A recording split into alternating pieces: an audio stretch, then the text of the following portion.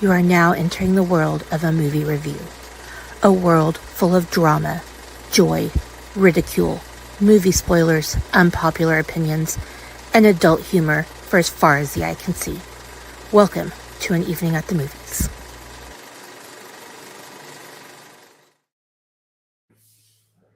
Greetings, cinephiles. Welcome back to everybody's favorite movie-based podcast. This is An Evening at the Movies. I am your excited to be here co-host, KCB. And for those of you who don't know, maybe joining us for the first time ever. If that's the case, welcome. But this is the podcast where we eat the stale popcorn, we drink the watered-down sodas, and we talk about all of our favorite movies and why we love them. That's not a watered-down soda co-host.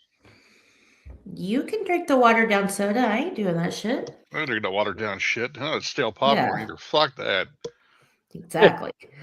I want fresh popcorn, and the only watered down shit I'll Spoiler drink alert. is watered down beer at Henry Hudson's. I'm still not drinking watered down beer. Fuck that. Yeah, fair. For those Well, when it's like people who 75 don't remember, cents. Oh god, coin beer night. I almost A died year on so ago. many of those. Sorry, Casey. So, for those of you who don't remember, a year ago we were challenged by Harvandre himself to legitimately drink the watered down sodas and eat the stale popcorn on An Evening at the Movies, just because we don't want to be guilty of false advertisement. Fair. So we did. That's it for why I an wasn't on that episode, whatever the fuck episode that was. episode. I don't even remember what episode it was that we did it on. Shit, I know it one. was like a year ago. Can we use a Come see, sliding come saw. scale? Like, can we use a sliding scale for what's considered watered down? Because there are levels of watered downedness, right? Like my ice is melted a little bit is technically watered down, Yeah. but not like it's been sitting overnight watered down. Like, right. Like there's a little water floating on top where if you just stir it with your straw, you still got the carbonation and you're good. Or does it have to be like full ass watered down? Because I ain't doing that. Like it's and- changed tinge, not so much water in it. I think Casey is going to get a water with a splash of Diet Pepsi in it so he could say he's drinking a watered down soda. We lost him. We done lost him. And we're not even 2 minutes in. His own damn fault for picking that particular, slogan for the show. We are victim blaming here, 100%. We are. And I'm okay with it. Can't hear you. Freaking Oh, there you go. No, we hear you. Sorry. I wanted something original and catchy.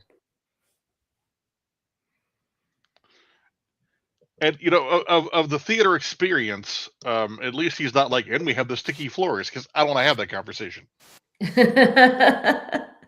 We're not talking about Pee Wee Herman style theaters here. Hola! Yeah, exactly. You know what? Shanna messaged me No about this. grassy ass, I can't remember. no stickies allowed on An Evening at the Movies. No.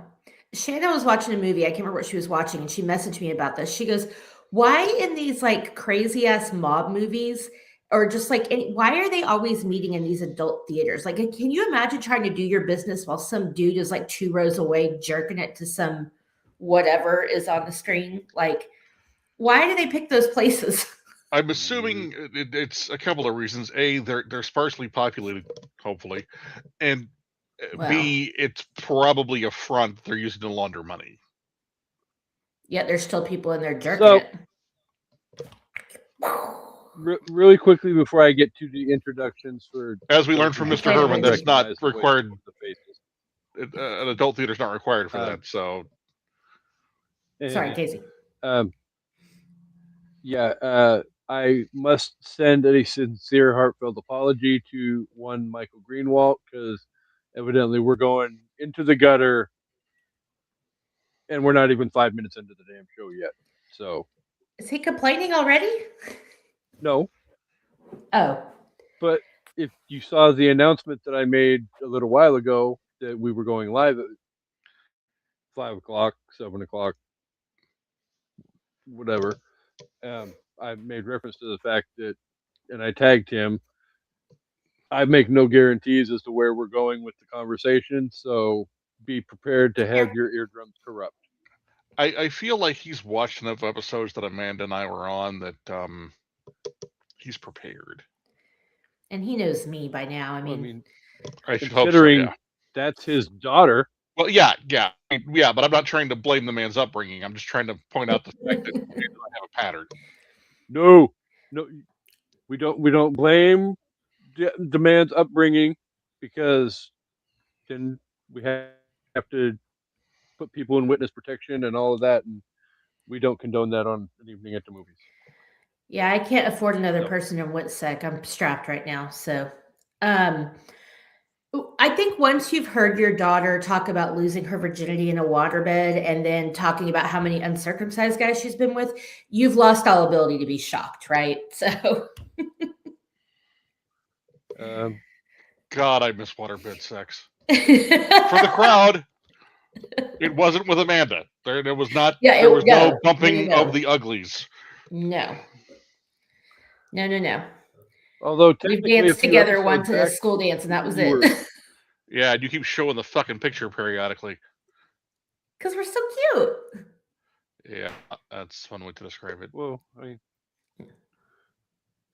Amanda could, just post it on the group page and tag everyone so that everybody gets to see the picture too. So I just figure you missed the days when you had hair. I did have pretty good hair. You did have So some before we decent get hair to in the But anyway. introductions, one, hi Terry, and two, hello Jamie. Thank you for joining us on this incredibly exciting and worthwhile episode to be here. If you say so. I'm glad Chris is here. That's all I have to say. Spoiler alert, Amanda's probably not going to have a nice thing to say about this movie. That's not true. But, I have some nice things to say, but before we get to all the discussions and all of that, though, say hello to everybody's favorite co-hostess who's stuffing her face as we speak. Hi, co-hostess. hi, co-hostess. Sorry, I'm eating some peanut butter M&Ms. I didn't know it was going to be my turn to talk. Fucking junk food teas. I stole them from George, but I bought them for him, so I can do that. Well, I mean, what's his is his, and what's his is yours. So That's exactly right. well, at least half. So, but joining us again a second week in a row, everybody's favorite Thunder fan himself on happens to be hopefully LeBron out the hell of the damn playoffs tonight. So Please. Fucking 9:30 tip off. Before I do introduce the fact that he's back again the second week in a row, I will say this, and only because I want his ass out of the fucking playoffs immediately. Let's go Thunder. Ah! Thunder up, baby! Woo-woo! Yeah, I'm not thundering up. I'll just say let's go Thunder, but that's only because I want LeBron out. I don't think that's going to be a problem. The man is 41 years old, and right now the best player on that team. There is no depth. They are the Dallas Cowboys of basketball. They've got a really good starting group, and then shit. However, I will say if Jared Vanderbilt plays tonight, he gets one of my votes for toughest sons of bitches on the planet. Can he even play? I don't know. But he's not on the injury report. So if Vanderbilt goes tonight, that is a tough man. So the reports that his bone was sticking out of his finger must have been untrue? Oh, no, they were confirmed. Well, if he's playing, I'm going to vote him for MVP. Shit. Right? I mean, there's no way he can dribble with that hand, right? There's no way he can shoot with that hand.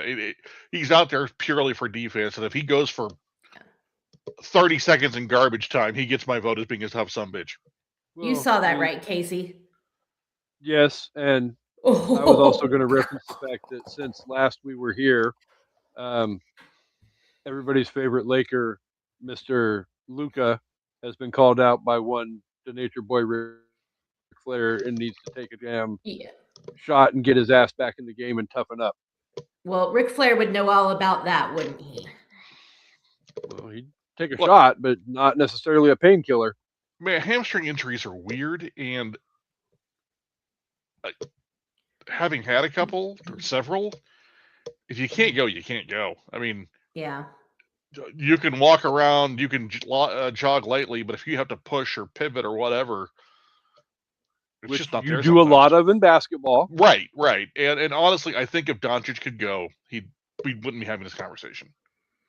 But at this point, why would he? If I was down 3-0, I was down 3-0, I'm like, I'm saving it for next year, bros. Yeah, like, absolutely. Sorry. Get yourself a full off season. Get yourself some rest. Yeah. Quit burning through the PT, which sometimes rushing back from that injury makes it worse, as we saw with J-Dub earlier in the season. Yeah. And yeah, no, take care of that thing long literally just say a couple weeks ago when a certain other team was up 3-0 in their first round series that like 100 and some odd times that somebody's been up 3-0 in a series and nobody has ever come back. Yeah, I think a couple teams have forced to Game 7, but no one's come all the way back, I don't believe. Because it's just too hard. You can win 4 in a row. And the other team has zero pressure, right? Because they're going to go 1-3 for the rest of the series. And you got to remember, too, this is also where you're one game here, one game here, one game. I mean, you're literally right, every other game. We're in the 5 through 7 stretch where you're constantly traveling. Yeah. And that pressure change, flying on an aircraft with that sort of injury, ow. Yeah. Well, and Oklahoma City is like halfway across the country from LA too. Yeah. So that's not a short flight. It's not. Or I mean, there's worse flights in the world, but for sure. And you're losing time coming this way, so I don't know how much that matters, but yeah, if Doncic going, I mean, can't jet go, lag is real. I'm not a fan of the dude, but I honestly think that he could go right now. He'd be on the court. I like Luka more than I like his freaking teammate. Yep. I'm not a huge Luka fan either, but I will say I am low-key loving his glow up since he got to LA. Dude looks like he's lost a little weight. He's fixed his hair. I didn't realize how muscular his arms were till I saw him in a tight t-shirt the other night. I was like, sir. LeBron got him doing his gym regimen. And again, I know we're not LeBron fans, but I'm not a LeBron hater either. The man knows how to keep himself in condition and keep himself in shape. You can't play in the league as long as he had without knowing how to maintain yourself. And I think he's been a great influence for LeBron. The question is, does Doncic keep it up when LeBron leaves? He's like, Luka's the son I never had. Right. His own son ain't doing shit. Well, sorry. Okay, here's my comment on Bronny. Apparently, this is the basketball episode. So Bronny was taken within about 3 or 4 picks of where he was projected. Okay, so it wasn't a reach by the Lakers. The problem is that team has not been able to develop its own players since, I don't know, Magic. Their entire model since the Showtime teams is we're going to buy some free agents that are high caliber and spend pennies on the dollar to fill the rest of the roster spots. They don't develop players. They don't have a fucking plan. They should have sent Bronny to the G League for a year and a half. He's not the worst basketball player out there. It's just that he doesn't get the minutes, and they don't have player development in LA. And I'm not sitting here saying Bron's fucked to get that trade. Right. I'm not sitting here saying Bronny's a future fucking Hall of Famer, right? He may just be a rotational player his whole life, but he's in a shit position.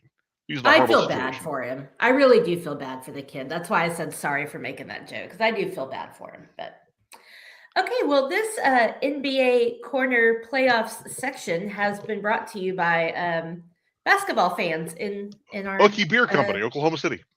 There you go, Okie Beer Company. It's been brought to you by Rumble the Bison. Rumble, sponsor me. All right.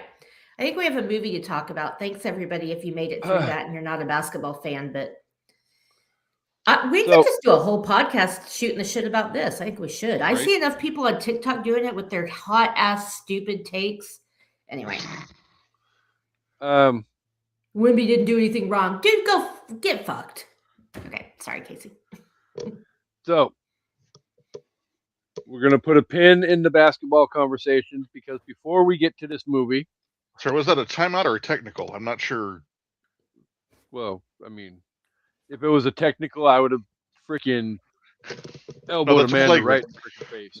That's a flagrant. It was a travel. Let's travel. Flagrant too. Let's move on. So, before we get to the movie, though, I did see a social media posting last week after our last episode that inspired me. And Amanda kind of sort of knows it's coming. But we're going to play a new game on An Evening at the Movies really quick. Oh, Jesus.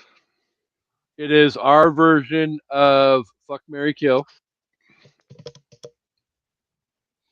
We're calling it Keep, Kill, Reboot. Ooh. So there's 3 rounds in the game. Each one of you is going to get your own that you have to order with Keep, Kill, Reboot.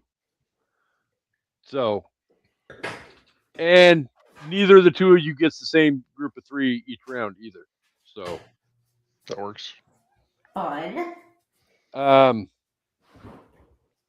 Do we want to go with Papa Palpatine first or Ladies first? Yeah, let me go first because you kind of already gave me a tester one. That way he can kind of see. Yeah, I like that plan.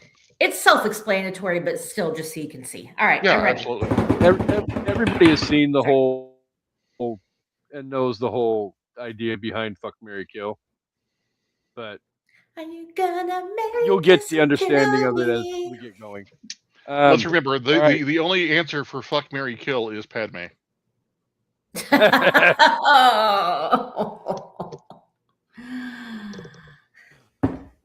Uncool.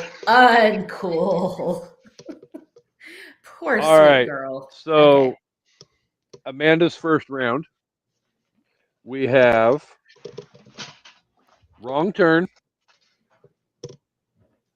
Hostel, Saw, Keep, Kill, Reboot. Yeah, those are definitely you movies. Yeah. I will. Not really, because her is not a fan of torture porn. I will kill Hostel because ew. I watched that once, never again. I will. Okay, so kill Hostel. Let's keep Saw and reboot Wrong Turn. Wrong Turn could have another shot at being a decent movie, maybe, perhaps. I was gonna say, please God, don't say you're gonna reboot Saw because Saw's been rebooted. It's kind of rebooted itself like 6 times. Yeah. Yeah, and it doesn't need to be rebooted again. All right, Papa Palpatine's first round. Are you ready, sir? Hit me. One more time. Sorry. Superman franchise. Ooh. Ghostbusters franchise, or Howard the Duck. Keep, Kill, Reboot. Okay, kill Superman. Keep Ghostbusters, even though 2 is utter fucking horse shit. And let's reboot Howard the Duck with a better budget and some better rating. Agreed. But can we somehow get Leah Thompson to make a cameo? Oh, absolutely. Yeah. I kind of. And get Gypsy in to keep voicing Howard. Yes. I kind of had to throw the whole Ghostbusters one in there just because I knew if I threw Ghostbusters in there, you were going to go off on Ghostbusters 2. And then that would force Amanda to have to flip you off or have a meltdown. And okay. Are you ready for round 2, co-host? I'm ready. All right. Movie number 1. Misery. Shawshank Redemption. Pet Cemetery. Keep, Kill, Reboot. Okay, you just stole what I was going to do. I was going to surprise you at the end with 3 King movies, so now I have to pick different ones. Okay. Misery, Oh, no. Shawshank, and Pet Cemetery. I don't want to kill any of these. I guess if I have to, let's kill just wait Pet until your Cemetery. wait until your third round. It gets better. Wait, which version of Pet Cemetery? Which? Yeah, I'm assuming OG. the original. Yeah. Okay. Ugh, it still sucks, but let's kill Pet Cemetery. Let's keep Shawshank and reboot Misery. I could see it. I mean, I feel like they did Gerald's Game pretty well, which is the closest thing you can get to Misery as far as a one-room mostly type scenario. So I think Misery could be a good reboot potentially,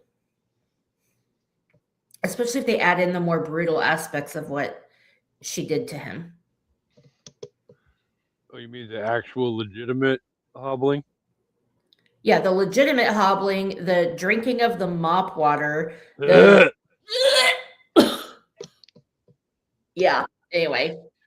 On that note, there's more stuff in the book, y'all. Are you ready for round 2, sir? Yep. All right. The Dark Knight franchise. Lord of the Rings. Deadpool franchise. Keep, Kill, Reboot.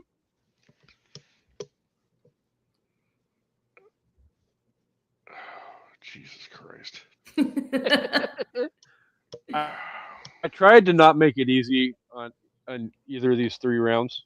Okay, so we're keeping Lord of the Rings. I kind of figured. That one's non-negotiable. I mean, you've been to Middle Earth. I have been to Middle Earth. Mm-hmm.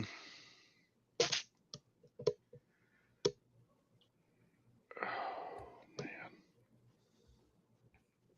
This is tough.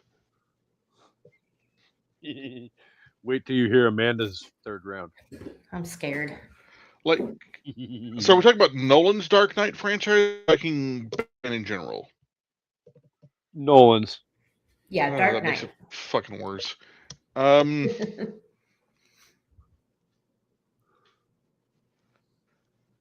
what was the other one besides Lord of the Rings, Dark Knight, and what? Deadpool.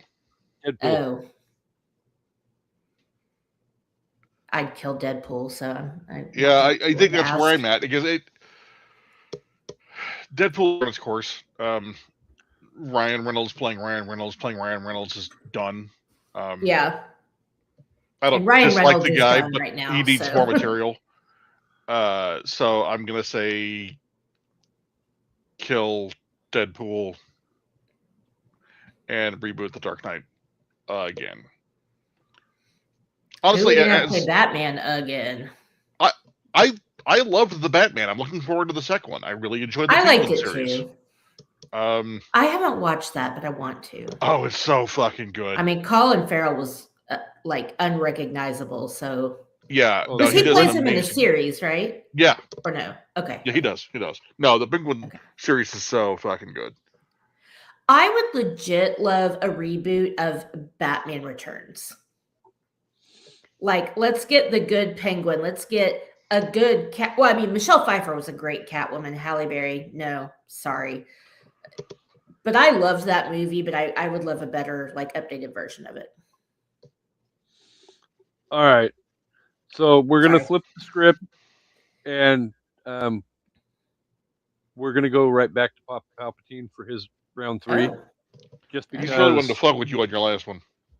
I really want Amanda's to be the last one. I actually think I already know what they are, or at least 2 of them. So let's see. But go ahead. Well, I'm sure you probably do. So, Papa Palpatine, your round 3 is Enter the Dragon. In honor of this month on An Evening at the Movies, Enter the Dragon, The Replacement Killers, or The Last Dragon. Keep, kill, reboot. Fuck. Mm.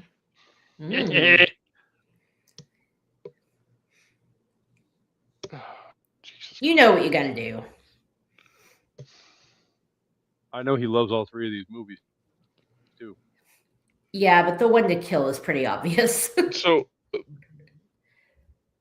as problematic as it is, and as dated as it is, and as low quality compared to the 30 years of martial arts films that it is, you can't fuck with Enter the Dragon. Yeah. You just fucking can't. So keep that one. Yeah, that's a keep. Absolutely. It's a sin to fuck with it, right? Because that is quintessential Bruce Lee. If you're gonna watch only one Bruce Lee movie, you watch that one. Right.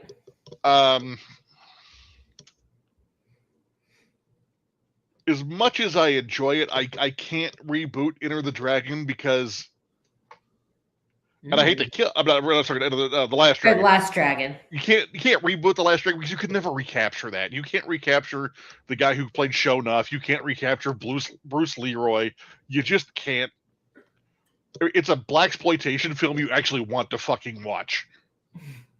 I mean, there's a few of those I enjoy watching, even though they're terrible. But it's like if a Wu-Tang album was a movie. Okay, it just you can't fuck with it either.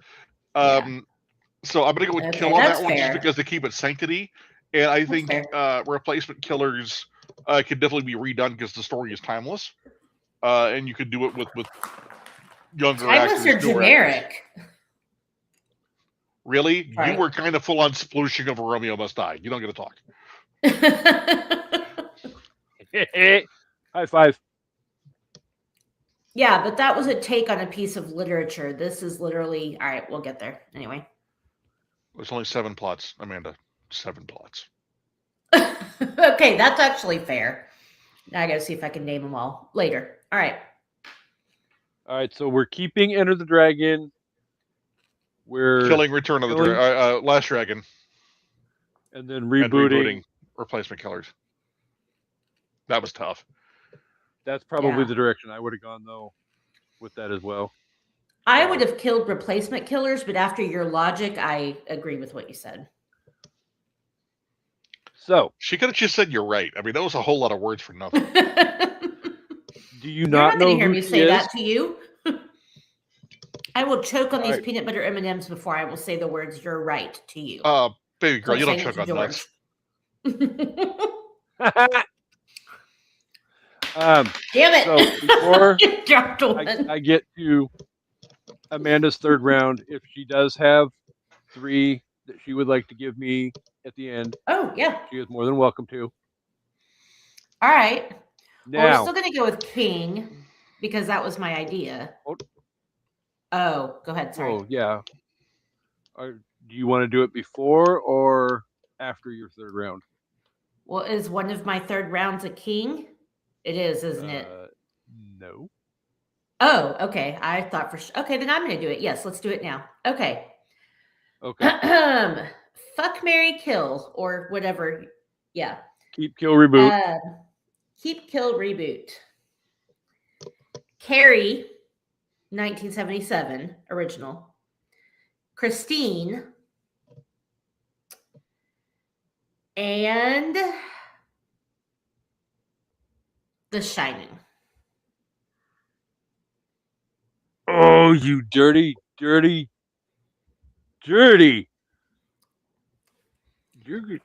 gonna get You're a dirty birdie. Yeah. What? I got 3 for him too. I'm gonna punch him right back between the fucking eyes. Oh, well, I hope you have the one I left out that I thought about keeping. But okay, all right. Carrie, all right, so Carrie, Christine, and The Shining. All right. I'm going to go with Carrie has already been rebooted. What, 1, 2 times with the third one to come. The second one was good. The one with Chloe Grace Moretz? Yes. The second reboot. One. Yes, that one was good. What's her face from Lost? Fuck that one. So it's already been rebooted a couple of times. So I can't reboot it. I'm So are you not killing it or going to. keeping it? I'm not going to keep it either. Okay. God, that sucks because I love the original Carrie, but I'm going to go ahead and kill it. Christine and The Shining. Oh, God damn it. This sucks because you know good and hell well what my thoughts are of The Shining. Yeah, The we have the movie. same thoughts. So Oh my God. Reboot The Shining and keep Christine. okay. I respect that. All right. I want a reboot of The Shining as a limited series. I want it faithful to the book and I want it as a limited series. If somebody would do that and do it right, I would be so fucking excited.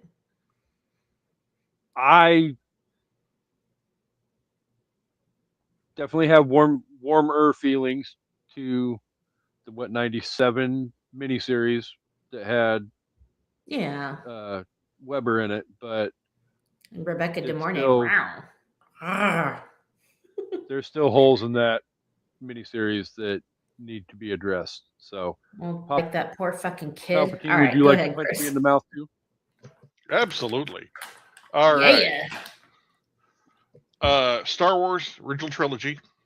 Ooh. Oh, Jesus Christ!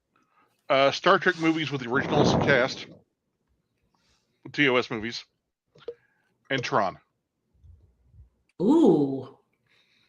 Maybe replace Tron. Tron was just recently redone. That's an easy one to say. But it wasn't. It's a sequel.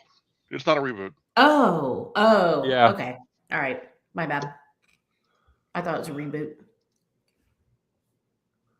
I cannot kill original trilogy. Help me, Obi-Wan. You're my only hope. But is it worthy of a reboot instead of the keep? Oh, Jesus God, the pain in my head. I thought Amanda was mean. Fucking Palpatine went below the belt. Well, I almost threw you the Green Mile, so. Oh, I would have fucking muted you if you did that. I think you got to throw some of PP's logic in here from his last round when you're talking about Star Wars. Just my advice, but I'll be quiet.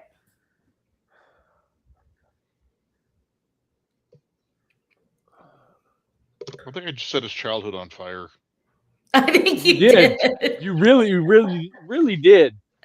Because, like, obviously, like I said, I'm keeping the OG trilogy. But then, you are? Okay. Like, do I put Star Trek in the reboot slot? But in a way, they kind of sort of already rebooted that. Oh.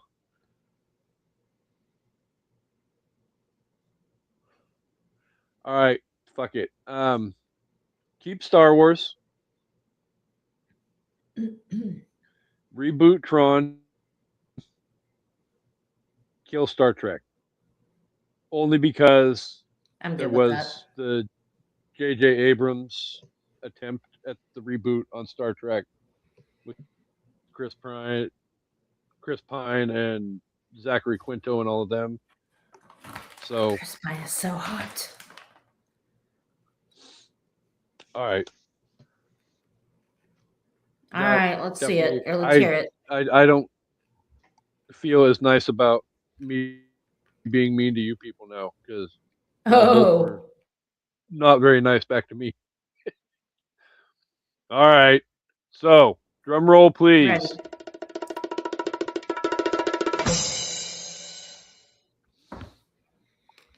Keep, kill, reboot. Halloween 2018. Oh, okay. Okay. Season of the Witch. I'm not going to call it what you want me to call it, and you know this. Fine. Which please? Halloween Halloween 3, 1978. Season of the Witch. 78, 2018, Season of the Witch. Keep, kill, reboot.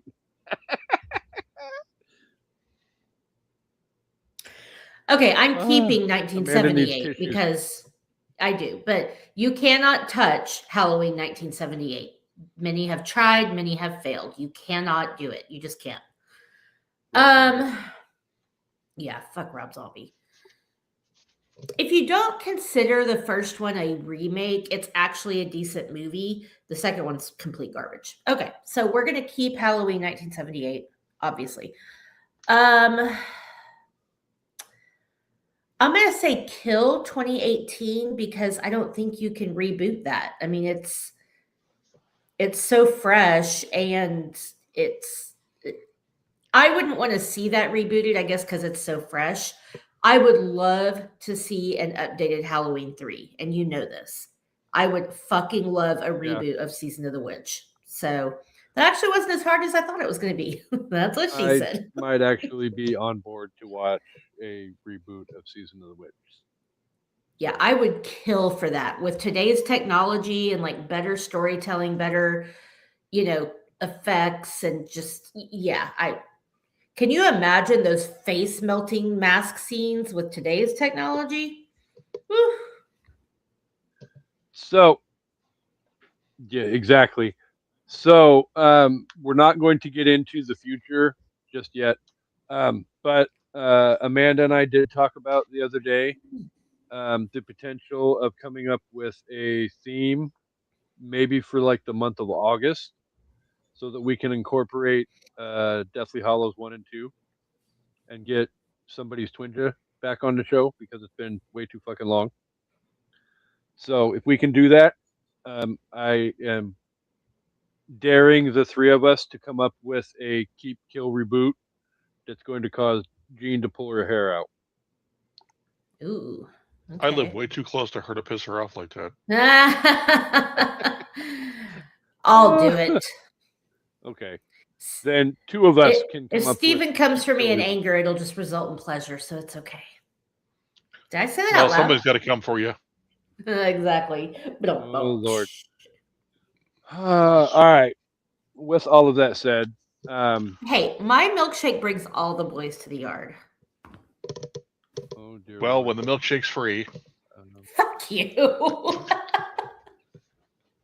And Heather agrees we need a better The Shining by Stephen King. Definitely.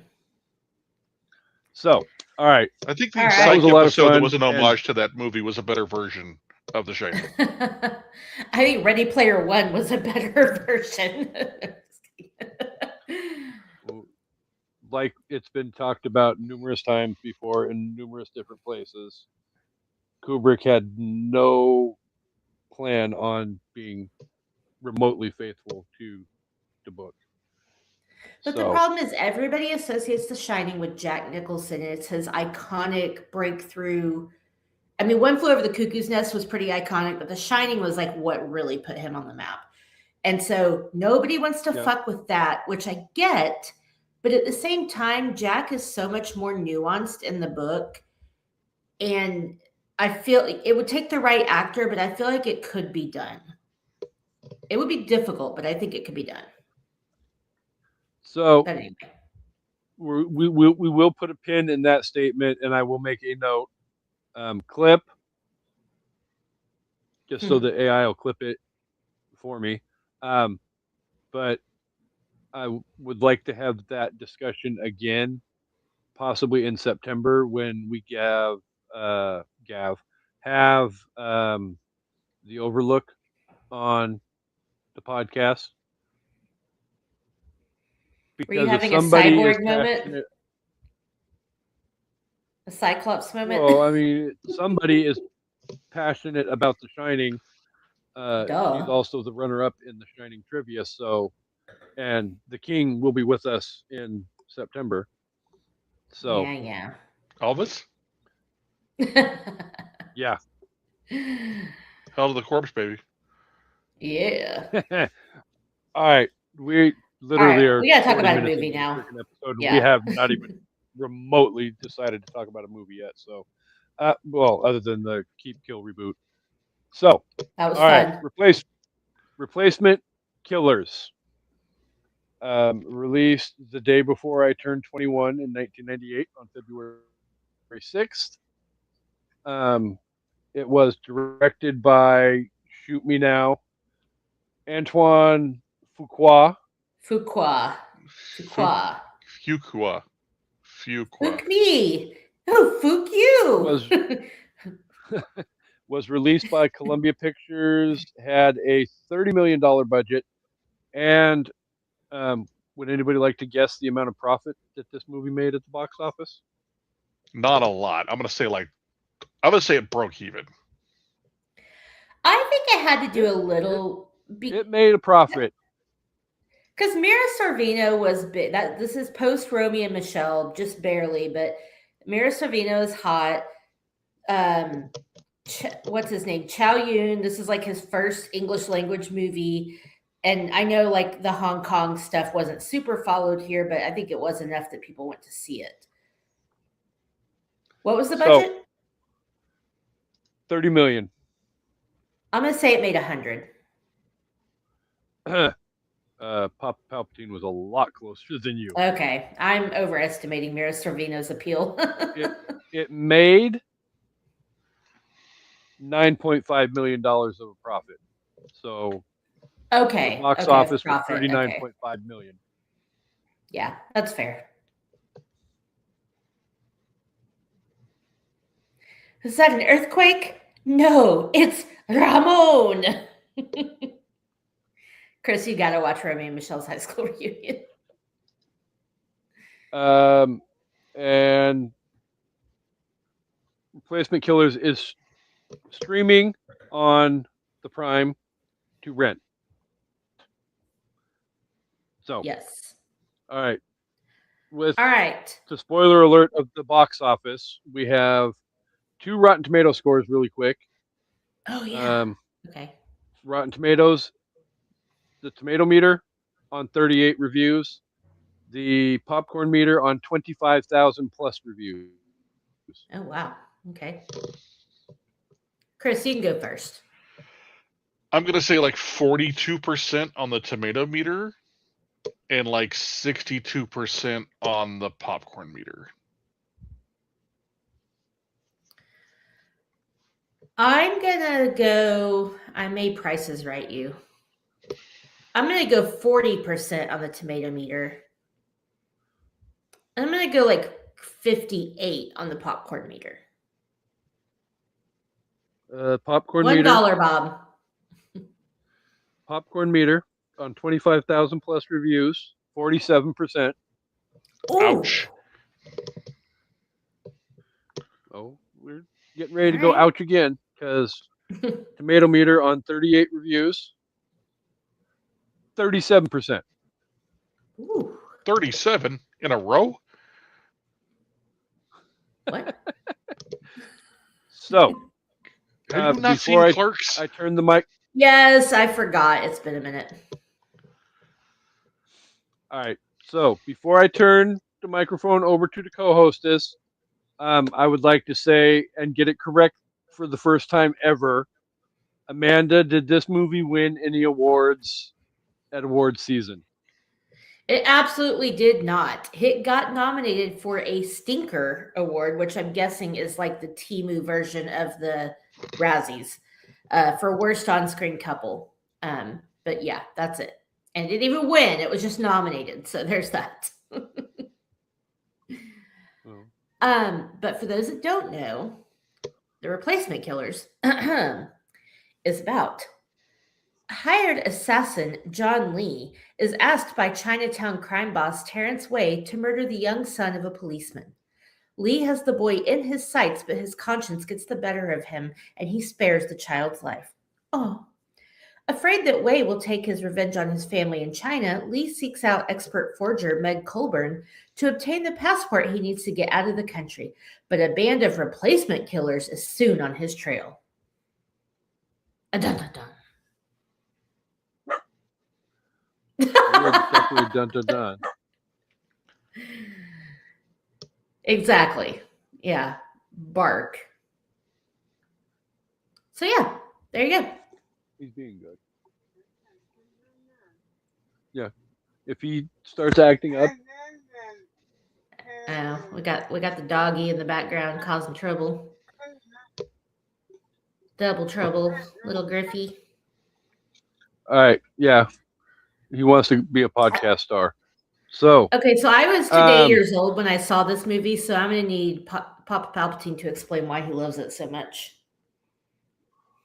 Well, that was going to be ultimately the first question: is Papa Palpatine? How do you feel, or what do you feel works well for this movie? And by the way, factoid of the week from everybody's favorite father. Danny Trejo is from Oklahoma. I did not know that. I did not know that. Danny Trejo is one of those actors that I have an aversion to because of a movie he did. You know how like some actors play a role so well that you can't watch them in anything else without getting the creeps? That was him in Con Air for me.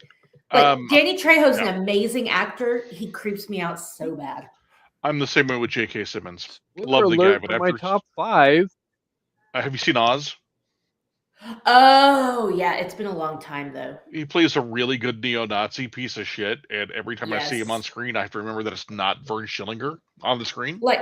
Like Ian McKellen in Apt Pupil. Is that Ian McKellen? Yeah, it's like I think so. Oh, yeah. Yeah. I mean, J.K. Simmons is a phenomenal actor and by all accounts a great human being. It's just sometimes the first role you see somebody in just really imprints, and that for me it's Vern Schillinger on Oz. And that's like the first thing I remember of Danny Trejo. So yeah. Sorry, Casey, I wasn't trying to like ruin it, but yeah. No, so we're asking me why I love this movie. So first off, Casey and I were spitballing ideas for Martial Arts Month. And this isn't a martial arts movie. Just saying. Getting there. Okay. And you can't do Martial Arts Month without Hong Kong cinema, and you can't do it without certain actors. And yes, this is gun fu, not kung fu, which is the one of the hallmarks of Hong Kong cinema and John Woo's claim to fame. And we'll get to that in my top 5. But when we went down the list of movies, we already had a Bruce Lee movie. We had a Jet Li movie. And I think, honestly, Chow Yun-Fat is also on that list of modern martial arts actors you need to include in a month. And this is my favorite. He's so cute. Chow Yun-Fat movie. I have fond memories of this movie. I just enjoy it. Yeah. Is it a deep plot? Fuck no. But the cast is really freaking good. Everybody plays their role really well. Michael Rooker, this is probably the most emotionally deep role he's played in a while. And I just enjoy the movie. More there, but okay. No, this is a popcorn munching movie, right? This is not something that's going to it's not going to invoke emotion beyond moments of it's not going to show you huge character development or depth. It's a fun popcorn munching action flick, which apparently at one point owned the record for most bullets fired in an American movie, which is saying something. Interesting. Yeah. Okay. And what was this, 1998, you said? Yeah. Yeah. This must have been pre-Face Off. 1998. What did you say, Chris? I said this must have been pre-Face Off because there were like 9 trillion bullets fired in that fucking movie. Well, so again, we'll talk about that in my top 5, but no, Face Off was 97. That's when you said most bullets. I was like, wait, let me see when Face Off came out. I mean, this is according to IMDb, so I'm going to trust it. But Face Off was 97, so okay. Maybe it was just in a filming order thing and not a release order thing. I don't know. But yeah. no, this is not a super groundbreaking movie, but it's fun, it's watchable, it's rewatchable, it's got some great action sequences. I just enjoy it. And to me, like I think it was Amanda mentioned, this was Chow Yun-fat's first really American movie, right? Like It was his, Police it was Story his had, Hollywood debut. so it was like Police Story had come over in a few other movies, but nothing of this full Americanization of the movie. So I think this introduced Chow Yun-fat to a shit ton of audiences. And I read that he was still learning English when he did this movie, which I think is impressive because his English is very good in this movie. Like it's very good in this movie. It doesn't feel very broken up. It feels like I would think a person who immigrated from China would feel like, but like a little better. Now, to be fair, he didn't have a lot of. Well, everybody, he's from Hong Kong, so he's been exposed to the Queen's English for most of his life. True. But even though this is his first English-speaking movie, even if he had spoken English at home or whatever while living in Hong Kong, there's a whole difference between talking to people in English and acting in English. Right. So no, he does really well at his dialogue moments. Yeah. Spoiler alert for next week on An Evening at the Movies, but talking about Asian countries speaking the Queen's English. We will be back next week for that. So, but again, you look at the cast. You've got Chow Yun-fat, you got Mira Sorvino, and if you didn't have the hots from Mira Sorvino after this movie, I can't talk to you. Jürgen Prochnow, Till Schweiger, Trejo. It's just a cast. It is, and I guess. Well, I don't know. I agree with most of what you said that works for it. I think some of it also works against it. But I guess before we get to that, Casey, what are your thoughts? For me, I felt in a lot of the same ways that Chris felt about this movie, though. It's definitely a popcorn munching movie.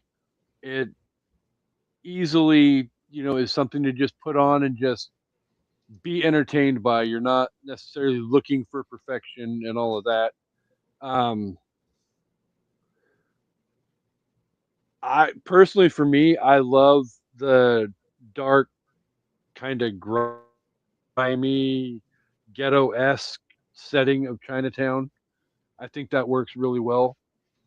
It's very gritty, yeah. In this universe. I love how Mira Sorvino kind of sort of straddles that line between playing a meek, mild-mannered, for lack of a better term, I guess. I don't really want to say bad guy, but I mean, she's crooked. We'll go with crooked. Well, yeah, I mean, we know having she's moments where she's had a childhood of debauchery, maybe not debauchery, but criminal behavior. So we know she's capable. Yeah, well, and then she has those moments where she goes from that, to being an ultimate badass and literally screaming at the top of her lungs while she's emptying a clip, shooting at somebody, or driving a freaking vehicle through a freaking door and trying to run people down. I mean, it's an enjoyable movie, and it's not something that you need to have perfection with to enjoy the movie. Yeah, true. And on that note, Brandy says hi too. Hey, Brandy.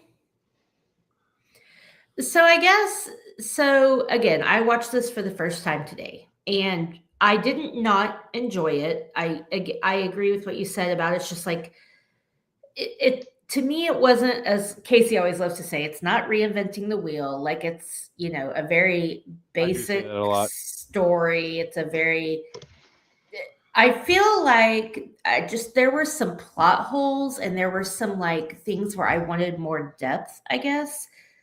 Like one of the main things is, okay, he's dragged Meg into this thing for better or for worse. It happened. He didn't mean to, but whatever. He's still planning to go to China.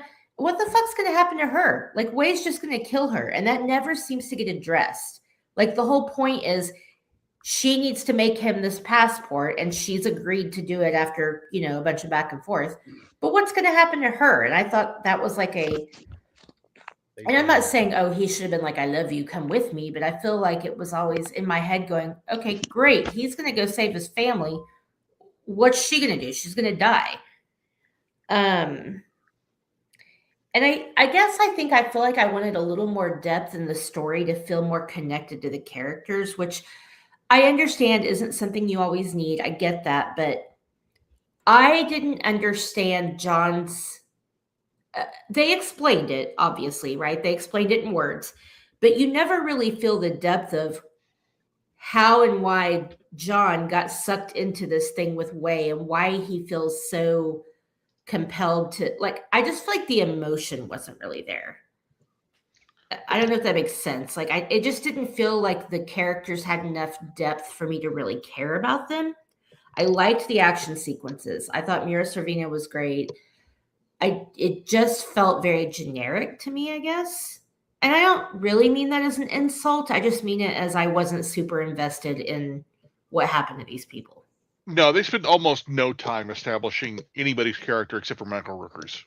And even then, it's very surface level. So, yeah, the characters are absolutely very 2D. I mean, the running time for the whole movie is 87 minutes. Yeah, I felt like they could have taken 20 minutes and expanded on some things. Although I do want to point out that when they're like, oh, we need to bring in people of John's skill level, maybe combined they were, but those guys were just shit at their job. They were good at spraying bullets. Yeah. But they couldn't aim for shit. Right? Yeah, I mean, I guess in every movie, I feel like there needs to be somebody that you really care about and root for, or even root against. And I didn't care enough about any of these characters to feel that. I liked John. I was glad he had a crisis of conscience and didn't kill. And you learn later that it's the kid, not the cop, which I thought was a decent little twist. But it fell flat for me that I didn't care enough about any of them. It was enjoyable to watch, and the fight sequences are great. It also feels like a little bit of like great value John Woo, but I also know John Woo worked on this movie. So, I don't know. I didn't care enough about these people to be invested in it. But I'm with you. It's a fun watch.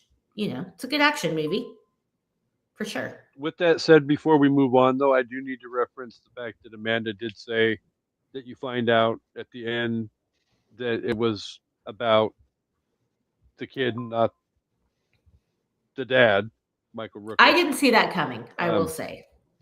I thought it was the dad. I think my favorite line of the movie is finding out that was the intention the whole time. And, well, at the end where Wei tells John the whole thing, and he's like, not in your lifetime, and then he pulls the trigger and shoots him right in the fucking face. I'm like, yeah, a little bit cheesy, but at the same time, that's some cold bullshit right there. But I actually liked that line. Yes, it's cheesy, but I liked the not in your lifetime. But I felt like his death didn't satisfy me. And maybe I'm expecting too much. I thought it would be a little more theatrical than just watching him fall down a bunch of pinball things to the ground. I don't know. But I actually thought that was a good line. I mean, yeah, cheesy, but I liked it. They had They had a lot of opportunities for emotional moments for John, like when Alan dies. I feel like they almost got there, but they just didn't. And I don't know if that's a result of the actor or of the writing. I want to think it's the writing because I think he's a pretty good actor. I think it was the writing. Yeah, I think the writing's missing some moments. I feel like when he portrayed emotion, I wish there had been a little bit more sexual tension between them two, because clearly that's what they're telling us is happening, right? Like, he's kind of looking longingly at her and I'll miss you. And she's like, you're the only person I've made a passport for that I want to see leave. And I'm not mad that they ended it like that because, yeah, what was she going to do? Go with him? But I feel like throughout the movie, there wasn't enough of a buildup to that for us to believe that they, and again, it's been 24 hours. So maybe it's just being realistic, but, and again, I don't think that's on the actors. I thought they did a good job. Yeah. So I don't know. You can only act a role that you have written and presented to you and directed for you. And none of these actors there is a certain big level time enough to creative liberty. Right. I thought the score was great, and I thought the music, I thought the use of like the techno music and all the different parts was really, really good. It's very I think if I had to sum this up in one sentence, this movie is very much style over substance, which isn't a terrible thing. The style is great. The action scenes, albeit sometimes a little over cheesy, are great. Like the music, it accompanies it well. I don't hate it. I think style over substance describes most of Hong Kong cinema and martial arts movies in general. Fair. That's fair. But I'm not hating on it saying that, but yeah, you're there for the fight scenes. And I think maybe that's why I felt a little different about this movie, because I wanted to care more about these characters. And when I didn't get that, I was kind of like, okay, well, I'm just watching Wanted or, whatever other, which we'll get to, gun fu movies. Like I feel like those two actors had the substance to do more if they had been given more. That's fair. So and yeah, Chadwick so hot. Like could he have just taken his shirt off once? God damn it. Okay, sorry. I'm no better than a man. Well, I was just gonna reiterate the fact too that Chris brought it up, that I really feel like this movie would have benefited more from possibly 20 minutes more of elaboration and storytelling. Yeah, just enough to make us care a little bit more about them. Well, that would allow for more character development and all of that, and I think by that standard we would have had a little bit more emotional investment in the main characters. Yeah, agreed. I guess he did take his shirt off when he got shot, but he was also half covered with bandages, and I just wanted I don't know. I also wanted. She would look for some Chow Yum fat. I was, yes. I also kept waiting for actual martial arts to happen in this movie because I thought this was a martial arts movie and it wasn't. And so that also threw me off a little. I'm like, where's the actual fighting? It's all just gun stuff. Which I don't hate. It's just not what I was expecting. It's gun fu. Yeah, Griffey says he wanted more. He wanted some fighting. So apparently we should have gone with... He wants something, but he ain't going to get it. I should have picked Equilibrium instead, is what I'm hearing. Well, I haven't seen that either. Excuse me. So yeah. Well, should we do our top fives, or Casey, do you have anything to add before we do that? No, I in a nutshell, I think we kind of sort of encompass the whole discussion pretty succinctly, all in one brief little conversation lit.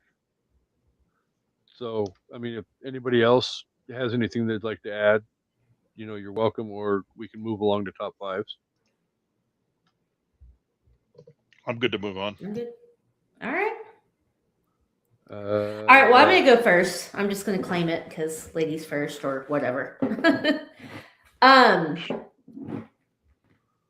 So I was like, I had a hard time finding a top five for this because I kind of kept bouncing off different ideas, but ultimately I landed on movies where guns are the main character, aka gun fu movies.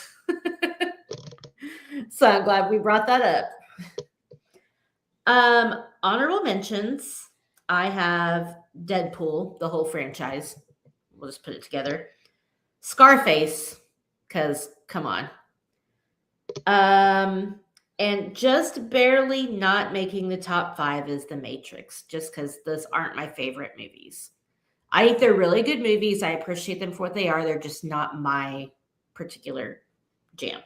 So there's a huge drop off after the first one, like a massive drop off, and the fourth one, holy fuck, was it? We're talking bigger than the Grand Canyon.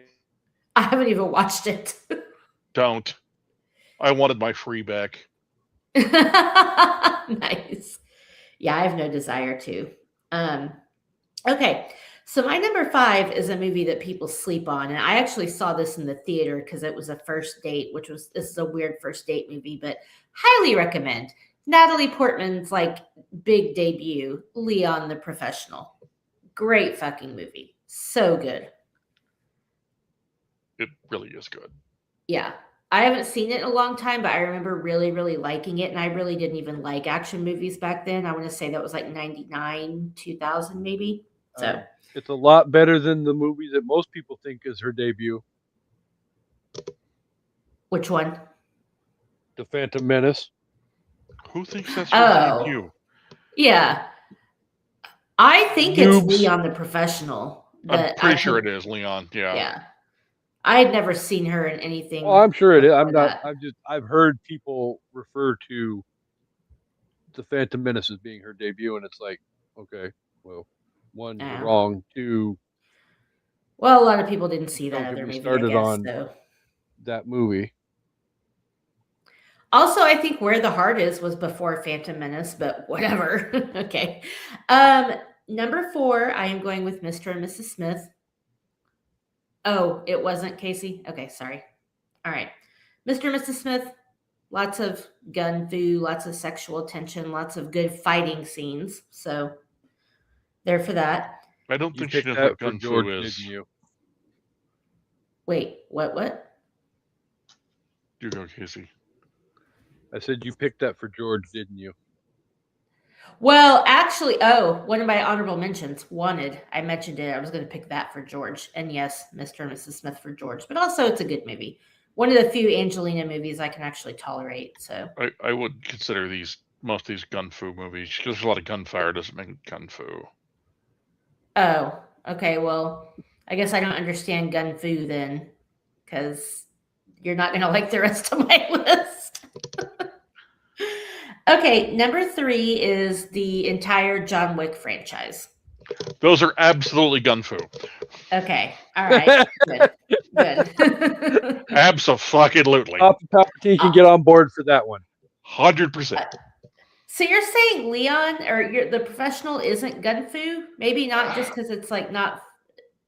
All right, we'll have to talk about that because I maybe messed it up. But... So gun fu is normally like close quarters fighting, but with guns, where they're using the guns as both like blunt objects and as firearms. Pistol whipping. Okay, so it's or not knocking them out of line so they're missing and doing all the cool reload shit. So yeah, John Wick, absolutely gun fu. Yeah, I mean, I think Mr. and Mrs. Smith is too, though. Then like, there's a lot of. You haven't seen Mr. and Mrs. Smith? Oh my god! I'm not an Angelina Jolie fan. I am okay.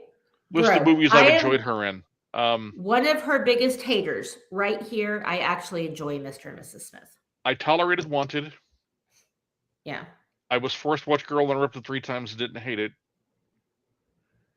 Yeah, that's it. What's the one she's in with? Gone in 60 Seconds is pretty good, even though I can't stand her. She's barely in that movie. I know. That's a vote for it, actually. Yeah, so number 3, John Wick. Number 2 is Kingsman. I guess the first Kingsman movie, but the second one too. But I love the Kingsman movies. I think they're so cute and clever with all their, weapons, but they're good with the guns. And then my number 1 is Face Off, which I guess... Oh, absolutely gun fu, yeah, for sure. Okay. I mean, not to mention the guns are beautiful. Like, Castor Troy's guns are just gorgeous. Like, but also there's a lot of shooting in that movie. So maybe I misunderstood the assignment, but I thought those were all pretty good. So well, no, you said the guns are the main character, so you met your criteria. I'm good with it. Okay, thanks. And it's your top 5 list, so it is what it is. And absolutely, they're in your own rules. Nobody can argue that point, right? There you go. There you go. So, Papa Palpatine. I know what your top 5 is, and I believe Amanda knows what your top 5 is, but I'm curious. She does not. What your list entails. Oh, okay. Or unless Casey told you, I did not tell her. He did, but I forgot. So top 5 Michael Rooker co-stars. Ooh. Okay. Honorable mention goes to Kevin Bacon in the Guardians of the Galaxy Holiday Special, where Kevin Bacon played Kevin Bacon. I love when Kevin Bacon plays Kevin Bacon. Right. The episode of Will and Grace is fucking amazing. Number 5, Chow Yun-Fat, Replacement Killers, which we just talked about. Number 4, Jay and Silent Bob and Mallrats.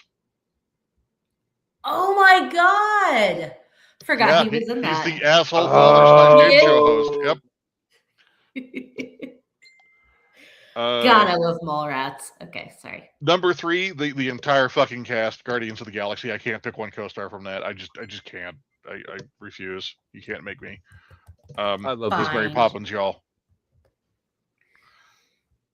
Anybody want a chocolate pretzel? Sorry. We're past that. We've moved on. Sorry. Number 2, Val Kilmer in Tombstone. He's in Tombstone?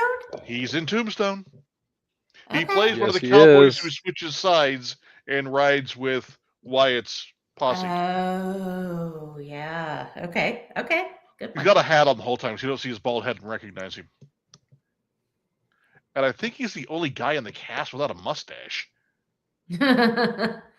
Funny. And then number 1, because no one tops this man on one of my lists, Robert Duvall in Days of Thunder. Oh, yes. He's the... I totally forgot about Days. I know who he is, but I can't remember his name. But yes. Harry, the crew chief. Yes. No, not Robert Duvall. Oh, no, he plays Roddy Burns, the villain turned buddy. Yes, I couldn't remember his name, but yeah. I just want to say Rowdy Yates. That's a whole wrong show.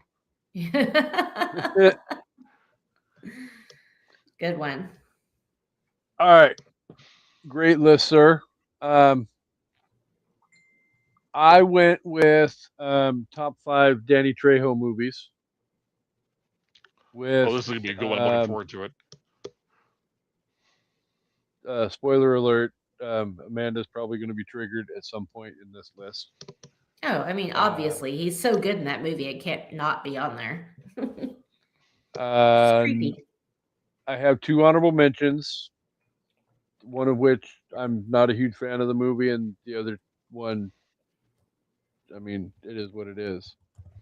But honorable mention number 1 is going to be Anaconda. I forgot he was in that. All I remember about that movie is that I saw that movie. That's literally all I remember about that fucking movie. Well, yeah, I've seen it a couple of times, but yeah, it's not worth mentioning. It really isn't. Well, it don't want none unless you got buns on. Exactly. Thank you. Sorry, real quick. Casey has heard this story, but just in case you guys haven't, I saw that in the theater, and there was this guy sitting behind us, this like just giant white trash looking dude with his overalls with no shirt under it. And Every time that snake killed someone, he laughed maniacally. Like, not laughing like, oh, that was, he laughed like a sadistic murderer every time that snake killed someone. I was scared. I was like, somebody walked me in the parking lot. Damn. That's funny. All right, Okay, and last honorable mention is going to go to Once Upon a Time in Mexico. Yeah. Okay. Wait, is he in that one? I don't know. I blocked that movie Most out. of these, he's Hated very it. briefly. I mean, it's not like he's technically starring in the movie per Right. se. Yeah. Yeah. For sure. As more He's of a star. He's a good character actor. most of his roles, he just has a cameo.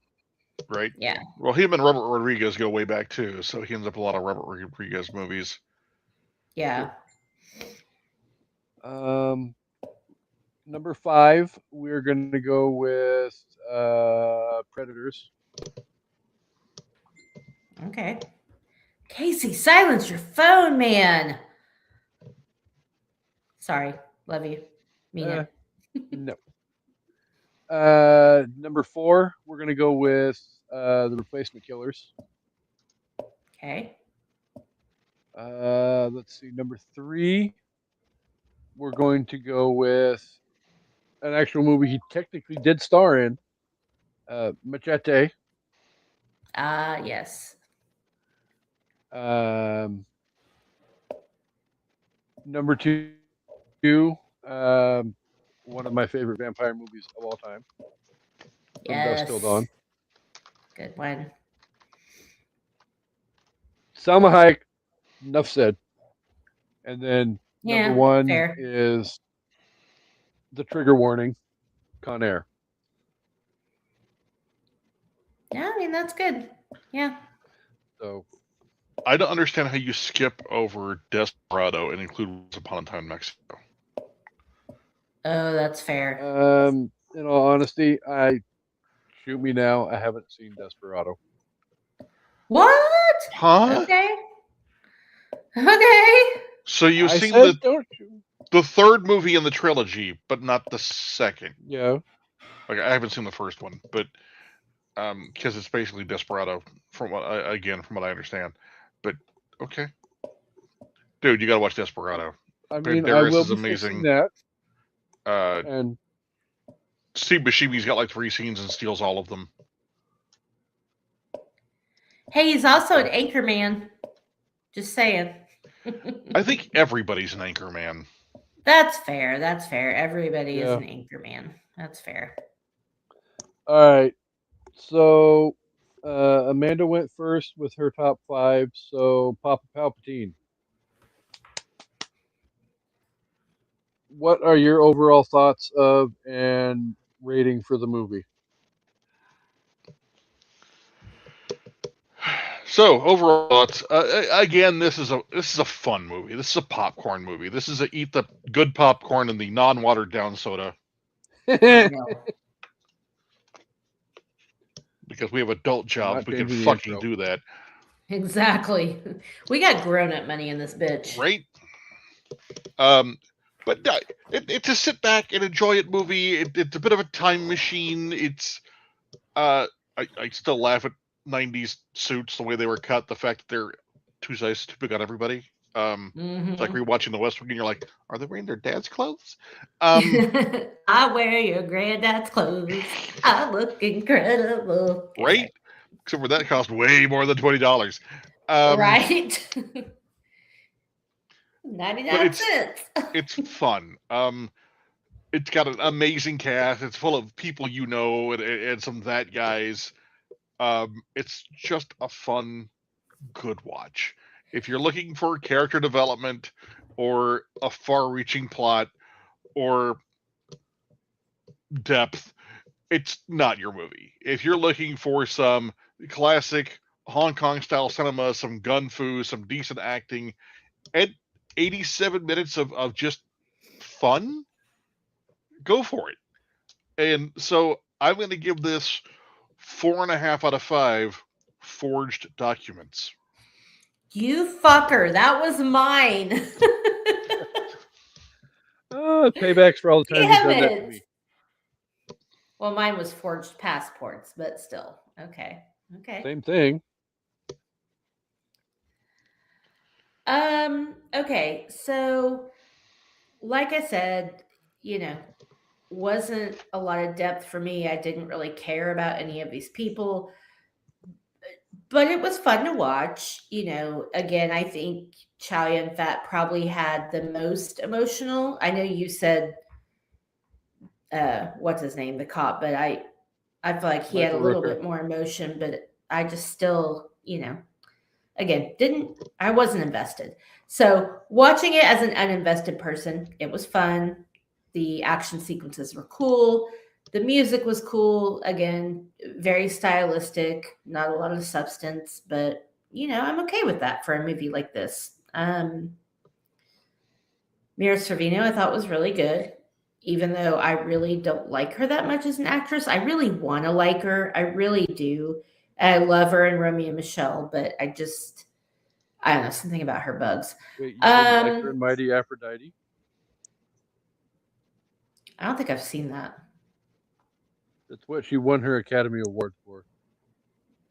Oh, I have not seen it. Okay. I'm going to give it 3.75 forged passports because I can't think of another thing right now. So screw you. I'm ready to thunder up. I got other things on the mind. I guess it is about that time, isn't it? No, it's not. You still got like we got an hour. I know. We got an hour till this stupid shit. Fucking 9:30 tip off. Fucking shit. I'm not even turning it on because I got work in the morning. All right. Bitches, so my overall thought is, a lot of it in the same line with Chris. This is not a horrible movie at all. It's not. If it's something you're looking for perfection from and depth and emotion and all of that, yeah, it's not the movie for you. If you're looking for, just an enjoyable movie to watch and you can appreciate what it brings to the table, then sit down and give it a chance. Chow Yun-fat is hot. Sorry. Not in my opinion, he's not. My door doesn't swing that way, damn it. He's so cute. Well, not with that attitude. Yeah. But yeah. With enough inhibitors or enough chemical influence, you could be swayed. I'm just saying. No. That's fine. I'll keep it for myself. I really, personally for me, I enjoyed Mira Sorvino's performance in this movie. I think Romy was a little bit more her typical type of character, but I appreciate the level of difference between, these two characters. I'm gonna go with 4 out of 5. Screaming Mira Sorvino's while losing her shit and going ape shit badass. There you go. So, but yay, this was a lot of fun, and thank you, Chris, for requesting the movie.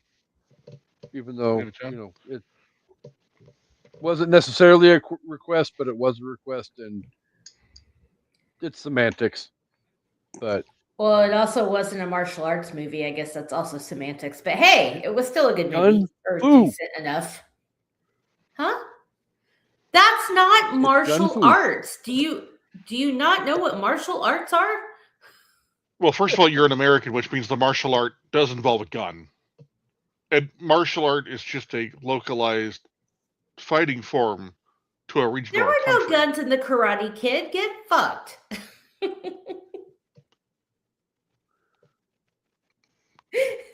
Technically, boxing movies are martial arts movies. I agree. There's no guns in those movies either, except for outside the ring. Well, I mean, we I were just wanted technically one like shamed kung last fu week kick on to the last head. week's episode by George because we're not doing Bloodsport this month. Yeah, George was big mad about Bloodsport. We'll have to bring it back sometime. Honestly, I'd rather do like a Steven Seagal, like Hard to Kill. I'd do Hard to Kill in a minute. It makes my bird twitch. Anyway. Didn't we have enough of your bird twitching last month on the show? There's never enough of that. Baby Look, wants I don't think gets Papa baby Palpatine gets wants what to be baby around wants, for your according to bird Chris. Whatever baby wants. That's Chris's motto. I mean, Anyway. he's not wrong. Exactly. So, I'm the baby in this scenario. You're something. But yeah, so as always, though, before we end the show, we want to thank the listeners for being here each and every week. You guys are incredible, amazing, nothing but love for you all. And also, coming up next, well, I'm not 100% sure which one's coming up next week still because I've got to talk to Kendra about her schedule. But it's either going to be Kung Fu Panda next week or it will be the original Rush Hour. So excited for Kung Fu Panda. You guys are it'll welcome. either be animation or you'll have to be understanding the words that come out of my mouth. Nobody understands the words that are coming out. Can nobody understand the words that are? Yeah, exactly. Can nobody understand the words that come out of your mouth? And then I am just ready to bust out my Mariah Carey because every time I hear that song, all I think of is Rush Hour. So, yeah, that's a good plan, Casey. Okay. And also next week I will be revealing the 4 movies that we will be doing in June for Courtroom Movie Month. Technically, we already. No, fuck it. I'll do it now. Philadelphia, Devil's Advocate, My Cousin Vinny, and Liar, Liar. What the fuck was the 4th one? Liar, Liar. I always forget Liar, Liar. So I take it was the hands. Chris, do you want to come on for My Cousin Vinny? Fuck yeah, I do. Because my Papa. Biological clock. You missed me stomping the floor, unfortunately, but it was there. We'll be back in June for My Cousin Vinny. Yes. So lots of great stuff coming up over the next few months. And like I said earlier, we will figure out a way to get the other Twinja, back on the show sooner rather than later. And as promised a long time ago, wrap up. I'm gonna have to watch these movies again at this point. Yeah, me too. There's never a wrong time. I mean, Chamber of Secrets. I'm not mad. I'm not mad about it. Yeah, it was good. I'll watch. We could do one October. 7 out of the 8 of them over again. Do them on the 31st. That way, it's All Hallows Eve.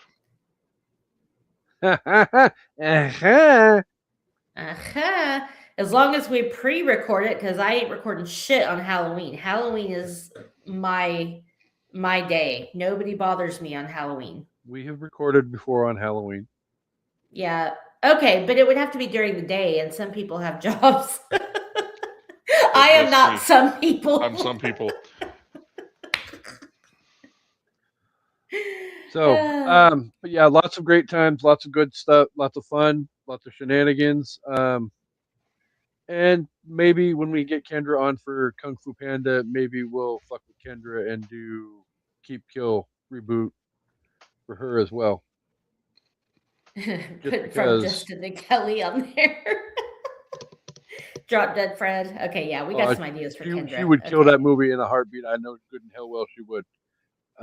So, yeah, lots of greatness. Chris, thank you for being here again for the second week in a row. Anytime, like as always, you are always welcome to join us for any of our shenanigans.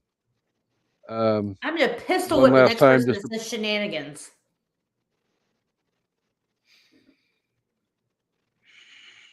shenanigans. Farva, what's that place you like with all the goofy shit on the wall? Okay, sorry. Pistol whip, an element of gun fu. Very true. But one last time before I turn the microphone over to Amanda to wrap up the show, just because I really, really, really want this to happen. Go Thunder. Amanda, take us home. Woo! Yeah, thunder the fuck up, baby. Woo! The Lakers got can it twice suck this episode. Be fortunate. It's probably the last time. I'm impressed. I'm impressed. Suck it, LeBron. Thank you guys for watching and listening. We hope you thunder the fuck up tonight if you're so inclined, and we hope you enjoyed the episode, and we hope you come back for an evening at the movies. Goodbye. Peace and hair grease. Ooh, my dad says go Thunder. Yeah, I have to throw that up there before I hit end stream. Bye.